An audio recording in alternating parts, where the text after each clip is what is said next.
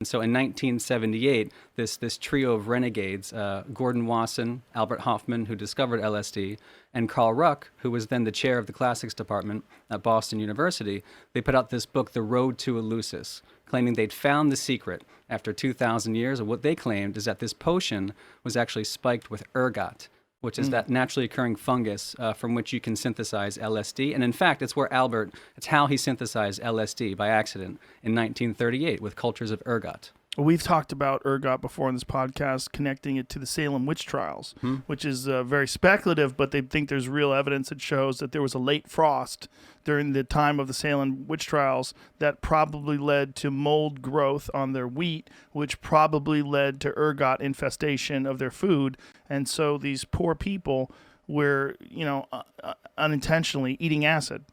Unintentionally. Yeah. It happened a lot. There were ergot outbreaks across time, especially in the Middle Ages. They would call it St. Anthony's fire, the Ignis Sacer, because it's so common. In fact, if you talk to any brewer today, at least the brewers that I was talking to, I went to see this beer scientist in Munich, Germany, Martin Zarnkow, and he says you can't avoid it. Now, it's more common on things like rye, but it also pops up on barley and wheat too. And again, it's unavoidable and it's highly, highly toxic. The question is, does it really produce the kind of the visionary experiences that people have on psilocybin, LSD, mescaline, and others? According to Albert Hoffman, absolutely. So as a matter of fact, I went into the Harvard archives where Wasson's papers are kept to this day in the botany libraries.